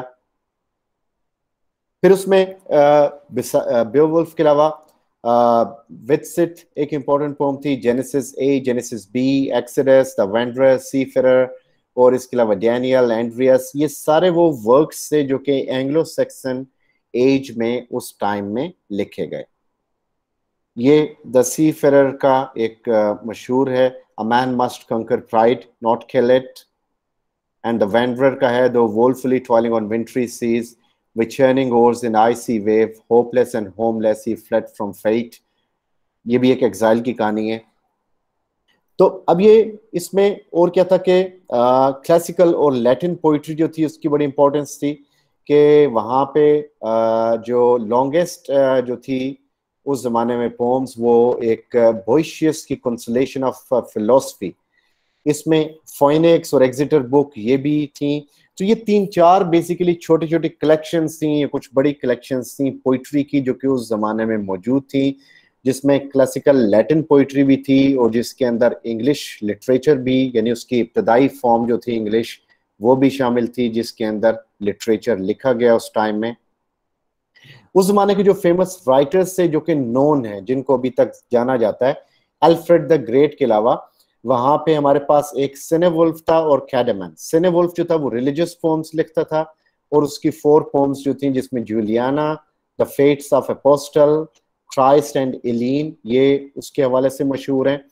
और कैडेमन जो था उसकी हेम्स मशहूर थी जिसे हमने शुरू में पढ़ा। उसमें एल्फ्रेड जो था उसने ओल्ड इंग्लिश प्रोज लिखी। एल्फ्रेड द ग्रेट ने ही वाज लाइक डेकोरेटेड कि उसने ओल्ड इंग्लिश प्रोज को लिखना शुरू किया। Beed, BEDE, he was a historian जिसने उस जमाने की हिस्ट्री मुरतब की। सो बीड की जो हिस्ट्री है एक्लेसियास्टिकल हिस्ट्री यानी रिलीजियस हिस्ट्री, सो उसने रिलीजियस हिस्ट्री डेवलप की इंग्लैंड की उस टाइम के अंदर। और उसकी ग्रामर और कुछ और वर्क्स मशहूर हैं। एल्फ्रिक एक प्रीस्ट था। एल्फ्रिक की प्रोज जो थी वो भी बड़ी मशहूर थी, जो कि जिसने उसने नेचुरल लेकिन एलिट्रेटिव स्टाइल में लिखा। सो प्रोज राइटिंग ओल्ड एज से शुरू हो चुकी थी, यानी कि सिर्फ पोइट्री थी, लेकिन डोमिनेंट ज्यादा इस टाइम में पोइट्री ने किया। ये पॉलिटिकल इवेंट्स हैं, इनको आप देख सकते हैं अपने तौर पे कि क्या क्या हुआ इस टाइम के अंदर। रिलीजन जो था इस जमाने में एंग्लो सेक्सन में, मैनी डेइटीज यानी बहुत सारे खुदाओं पे बिलीव करते थे ये, क्योंकि क्रिश्चियनिटी तब तक नहीं आई थी। फिर ये बिलीव करते थे कि यानी जो बैटल में मर जाए, हम कहते हैं कि शहीद मरता नहीं है, जिंदा रहता है, तो इनका भी ये बिलीव था कि जो बैटल में मर गया वो इमॉर्टल हो गया वो, और ये बड़ी सादत की बात समझी जाती थी इनके लिए। डेस्टिनी को वार्ड, WYRD, वार्ड यानी फेट। सो वो कहते थे फेट बेसिकली इंसान के जो वर्क्स हैं उनका उसका रोल उसे वार्ड कंट्रोल करती है। सो वार्ड WYRD फेट का एक सिनोनिम था उस टाइम में जो लोग ये यूज करते थे। अच्छा, इसमें फिर जो ओल्ड इंग्लिश लैंग्वेज थी उसमें स्मॉल वोकेबलरी थी, रेजिस्टेंट थी चेंज को, यानी इतनी जल्दी चेंज उसमें पॉसिबल नहीं थी। जैसे मॉडर्न इंग्लिश बहुत जल्दी चेंज हो रही है क्योंकि ज्यादा लोग बोलने वाले हैं, चेंज करने वाले हैं, क्रिएटिव हैं, बहुत सारे इंपल्सेस हैं। तब ऐसा कुछ नहीं था। ओल्ड इंग्लिश पीरियड में ये था कि बहुत सारे डायलेक्ट्स थे उसमें नॉर्थम्ब्रियन था, मैरिकियन था, कैंटिश था और वेस्ट सेक्सन डायलेक्ट्स ये बोले जाते थे इवन स्टार्ट से ही। इसमें पोम्स जो थी नॉर्मली कंपोज की जाती थी और उन्हें ओरली प्रेजेंट किया जाता था, यानी पोम्स को पढ़ा जाता था लेकिन ओरली लोगों के सामने पेश किया जाता था। ज्यादातर जो नज़में थी ये हीरोइक बैटल्स के ऊपर थी और उसमें से कुछ लिरिकल पोम्स भी थी। पोइट्री जो थी उसमें कैनिंग, एलिट्रेशन और रेपिटिशन बहुत ज्यादा थी। सो कैनिंग क्या होती है? कैनिंग एक मेटाफोरिकल कंपाउंड वर्ड है और फ्रेज है जिसमें ओल्ड इंग्लिश में यूज किया जाता था। जिस तरह स्वैन रोड फॉर ओशन और सी जिसे हम यूज करते हैं, या बोन हाउस, बॉडीज जिसम के अंदर हड्डियां होती हैं तो उसे हम बोन हाउस कह देते हैं। सो ये एक मेटाफोरिकल कंपाउंड वर्ड होता है कैनिंग। एलिट्रेशन होता है जिस तरह wild and woolly, babbling brook और स्कॉटिश स्कॉन, ये सारे जो कि सेम इनिशियल साउंड से स्टार्ट होने वाले वर्ड्स। रेपिटेशन का आपको पता है जब सेम वर्ड्स रिपीट होते हैं, जिस तरह कॉलरिज कहता है अपनी पोम में कि water water everywhere and all the ships did sink, water water everywhere not a drop to drink. So ये बेसिकली एंग्लो सेक्सन एज के हवाले से इंपॉर्टेंट चीजें थी। अब इसमें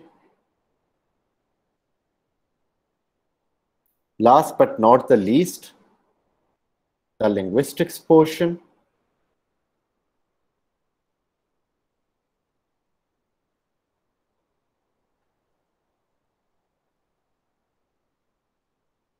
So first of all, language.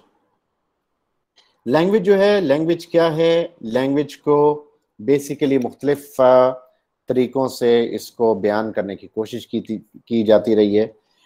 So language basically is purely human, yeah, primarily human and non-instinctive method of communicating ideas, emotions and desires by means of a system of voluntarily produced symbols. अब इसको हम किस तरह लेते हैं कि language is purely human. Purely means कि सिर्फ इंसान बोल सकता है। फिर non-instinctive किसको यानी बगैर माहौल के सीख नहीं सकते, यानी ये नहीं हो सकता कि एक बच्चा पैदा और उसे जुबान आती हो, ठीक है? यानी लैंग्वेज इज नॉन इंस्टिंक्टिव, इसको सीखना पड़ता है, हमें इस पे तवज्जो देनी पड़ती है। फिर इसके बाद जो इसके अंदर इंपॉर्टेंट है, communicating ideas and emotions, desires by voluntarily produce symbols. So voluntarily produce symbols कौन से होते हैं? ये वो सिंबल्स हैं जो कि इंसान ने खुद प्रोड्यूस किए, यानी इन सिंबल्स को प्रोड्यूस करने वाला और कोई भी नहीं था, ये इंसान था जिसने इन सिंबल्स को बनाया। इंसान ने अपने टाइम में मुख्तलिफ सिंबल्स बनाए और वो मुख्तलिफ जो सिंबल्स हैं मौजूद हैं और वो हर एक लैंग्वेज का डिफरेंट सिंबल या एक स्ट्रक्चर है। अच्छा, so first of all purely human यानी सिर्फ इंसान जुबान को बोल सकता है। जुबान को इंसान सीखता है सोसाइटी से, ये है नॉन इंस्टिंक्टिव। जानवर जो हैं वो लैंग्वेज को सीख सकते हैं बगैर किसी सोशल माहौल के। यदि आप एक जानवर का बेबी, एक छोटा सा पपी ले लें, छोटा सा किटन ले लें, उसे अपने घर पे पालना शुरू कर दें, तो एक टाइम आएगा कि वो अपनी जो एक नेचुरल वॉइस है उसको निकालना शुरू कर देगा और वो फिर कुत्ता बड़ा होकर भौंकेगा, बिल्ली म्याऊं करेगी। लेकिन अगर आप इंसान के बच्चे को आइसोलेट कर देंगे सोसाइटी से, तो वो बड़ा होके इस तरह जुबान को नहीं सीखेगा। वो ई आ ऊ कर लेगा लेकिन बोल नहीं पाएगा। तो हमें सोसाइटी चाहिए होती है लैंग्वेज के सीखने के लिए। फिर ह्यूमन बीइंग्स ने खुद सिंबल्स बनाए, ये इल्हामी सिंबल्स नहीं थे, इंसान ने इनको खुद ईजाद किया। अच्छा, खैर डेफिनेशंस बहुत सारी हैं। अब जो लैंग्वेज है उसकी बहुत सारी प्रॉपर्टीज हैं। जो ह्यूमन बीइंग्स की लैंग्वेज है उसकी प्रॉपर्टीज हैं जो कि इंसान की लैंग्वेज को एनिमल की लैंग्वेज से डिस्टिंक्ट करती हैं, उससे एक तरह से अलग बनाती हैं, उनके दरमियान फर्क डालती हैं। First of all is reflexivity. So reflexivity क्या है कि the property of reflexivity accounts for the fact that we can use language to think and talk about language itself, making it one of the distinguishing feature of human language. So without this ability, we would not be able to reflect or identify any other properties of human language. कि हम language को इस्तेमाल करते हैं language को ही discuss करने के लिए, जो हम कर रहे हैं अभी, कि हम लैंग्वेज को पढ़ रहे हैं। मैं अब उर्दू में बोल रहा हूँ, I am talking in English and I am telling you about language और प्रॉपर्टीज ऑफ लैंग्वेज। सो ये रिफ्लेक्सिविटी है। नॉर्मल जो, यानी आप अगर जानवरों की जुबान देखें तो जानवर कभी भी अपनी जुबान को यूज नहीं कर सकता अपनी जुबान को डिस्कस करने के लिए। सो ये रिफ्लेक्सिव एक वे है जिसमें हम लैंग्वेज को यूज करते हैं लैंग्वेज के जरिए, यानी लैंग्वेज को डिस्कस करने के लिए। सो ये चीज जानवरों में मिसिंग है। Second is displacement. ये बहुत कॉमन एमसीक्यू है, बहुत ज्यादा आता है कि ह्यूमंस जो हैं वो पास्ट, फ्यूचर और प्रेजेंट को रिफर कर सकते हैं, एनिमल नहीं कर सकता। बस एनिमल्स जो है, एक तो उनकी मेमोरी और दूसरा उनके पास वो सिस्टम ही नहीं है कि फॉर एग्जांपल आप अपने डॉगी को आपने दाल डाल दी, ठीक है, तो वो आपको ये नहीं कहेगा पकड़ के भाई तू कल भी दाल खवाई सी, परसों भी खवाई सी, खैर ते है, मारते नहीं चला। अब जानवर जो है उसने सिर्फ he is only concern with here and now. For example आपके घर में कोई अलामाफिदे चोर आ जाता है तो डॉग मैक्सिमम क्या करेगा, आपको खींच के वहां पे ले जाएगा जहां पे उसको थोड़ा सेंस है कि कुछ हुआ है। वो आपको बैठ के बताना नहीं शुरू करेगा, लै बहना एंजॉय है कि तू गई थे फिर एक बंदा बड़ा आया। वो इस तरह आपको बैठ के डिटेल नहीं समझाएगा। उसने आपको ये नहीं कहना भाई परसों भी तुम ये शर्ट पहन के फेरे थे, आज खैर है कपड़े नहीं धुल रहे। डॉग्स और ये जो है वो एक पास्ट को नहीं देख सकते, फ्यूचर का नहीं बता सकते, भाई आज तो तुम दाल दे रहे हो कल मेहरबानी गोश्त दे देना। There only animals are only concerned with here and now. Human beings जो है वो लैंग्वेज को यूज कर सकते हैं प्रेजेंट के लिए, पास्ट के लिए, फ्यूचर के लिए। हम पास्ट को रिफर करते हैं, प्रेजेंट के अंदर बात करते हैं, फ्यूचर को प्रेडिक्ट करते हैं या फ्यूचर के बारे में अपनी एक गुफ्तगू का एक एंगल बताते हैं। फिर है आर्बिट्रेरीनेस कि इंसान ने जो लैंग्वेज के सिंबल्स बनाए उसमें जो लिंग्विस्टिक साइन है उनके आपस का जो रिलेशन है और जो ऑब्जेक्ट्स का, इट इज हाईली आर्बिट्रेरी। यानी साइन और सिग्निफायर, यानी सिग्निफायर और फाइट कह लें, सिग्निफायर और सिग्निफाइड का जो रिलेशन है that is highly arbitrary. Arbitrary किस तरह के, फॉर एग्जाम्पल अगर हम टेबल को टेबल कह रहे हैं, मतलब फैन है, फैन को मेरे माइंड में है कि फैन वो है जो कि एक चीज जिसके 3 पर हैं तो इसको हम फैन कहेंगे। तो आजकल तो फैन वो भी है जिसके पर नहीं भी हैं। सो फैन जो है बेसिकली उसके वर्ड फैन FAN या उर्दू में पंखा, इसका उसकी शक्ल से कोई लेना देना नहीं है। हमने इसको चलो पंखा कहना था, हमने पंखा कह दिया। मैंने एक ये गैजेट बनाया, मैंने इसका नाम मोबाइल रख दिया। ठीक है, मैंने कोई ये चीज बनाई, मैंने इसको बैग नाम दे दिया, मैंने किसी वजह से नहीं दिया, इसके पीछे कोई खास साइंस नहीं है। सो ये हाईली जो कनेक्शंस हैं आर्बिट्रेरी हैं, जो यानी इनके दरमियान कोई ऐसा लॉजिकल रिलेशन नहीं है। प्रोडक्टिविटी, अब प्रोडक्टिविटी देखें तो जो इंसान की लैंग्वेज है that is highly creative, highly productive. इंसान के पास, हमारे पास उर्दू में 37 लेटर्स हैं, इंग्लिश में 26 लेटर्स हैं।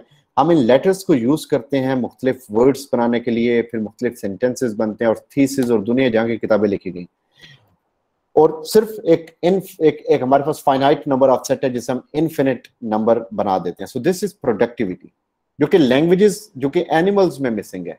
एनिमल की लैंग्वेज, बस हम म्याऊं है तो म्याऊं लंबी हो जाएगी, शॉर्ट हो जाएगी, वो सीली हो जाएगी, लेकिन वो रहेगी म्याऊं ही, उसके अंदर कोई चेंज नहीं आएगा।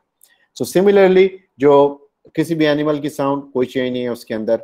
तो जो ह्यूमन बीइंग्स हैं, इनका सिस्टम हाईली प्रोडक्टिव है कि वो कम से कम अल्फाज को, लेटर्स को यूज करके एक अनलिमिटेड नंबर तक एक स्पैन पे चीजें बना सकते हैं।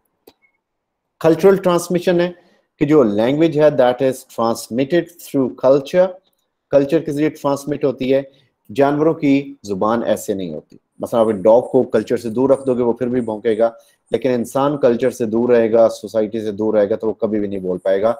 लोगों के ऊपर बड़े तजर्बे किए गए, लेकिन लोगों ने रिजल्ट क्या निकला कि वो कभी भी ना बोल पाए। यस, वो वर्ब्स और नाउन्स बोल लेते थे, लेकिन वो सेंटेंस स्ट्रक्चर उन्हें कभी भी नहीं आया। तो एक क्रिटिकल एज हाइपोथेसिस होता है, तकरीबन 8 से 10 साल की एज के बाद आप बच्चे, इस एज तक आप बच्चे से उस लैंग्वेज से आप आगाह नहीं करेंगे तो फिर वो कभी भी लैंग्वेज को सीख नहीं पाएगा। डुअलिटी होती है, डुअलिटी मींस डबल लेवल या 2 लेवल्स ऑफ लेयर्स, यानी इसे डबल आर्टिकुलेशन भी कहते हैं। एक होता है फिजिकल लेवल। फिजिकल लेवल ये है कि जिस तरह हमारे पास न साउंड है, ब साउंड है, साउंड है, तो हम ये आवाजें बोल रहे हैं, तो हम उसको मिलाएंगे तो ये निब, निब बन जाएगा, ठीक है। और इसमें हम इनके अगर इन साउंड्स को थोड़ा सा चेंज कर देंगे तो वो बिन की साउंड भी बन सकती है। यानी एक लेवल वो है जो हमारे माइंड में इन साउंड्स का है, और एक उसका फिजिकल लेवल है। तो वो जो फिजिकल लेवल है उस पे जब हम साउंड्स को चेंज करेंगे तो फिजिकल लेवल भी चेंज होता है। सो this is duality of language, कि एक पैटर्न हमारे माइंड में मौजूद होता है साउंड्स का, और एक पैटर्न वो है जिसको हम बोलते हैं। सो वो पैटर्न जो एनिमल्स हैं उनके अंदर ये पैटर्न नहीं होता। So these are basically the important things from the characteristics of language. So इसको मैं आपके ग्रुप्स में मैं ये भेज रहा हूं।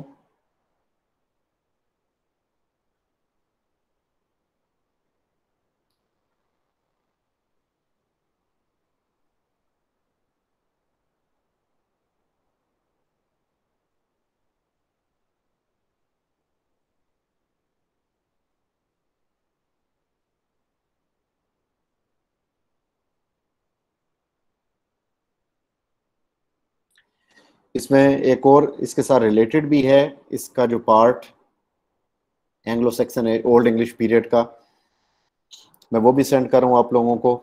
ये वो आपके पास डॉक्यूमेंट्स आना शुरू हो गए हैं आपके व्हाट्सएप ग्रुप के अंदर।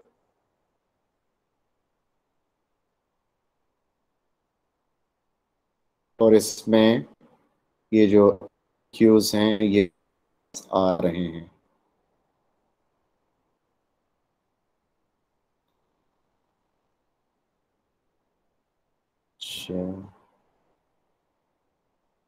So you can refer to your those WhatsApp group and you can see the material that is being sent to you.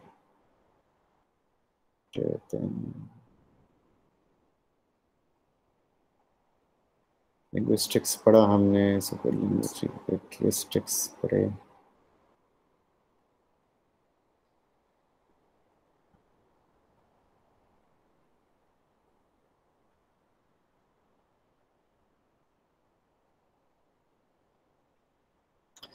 Greek theater, Oedipus Rex.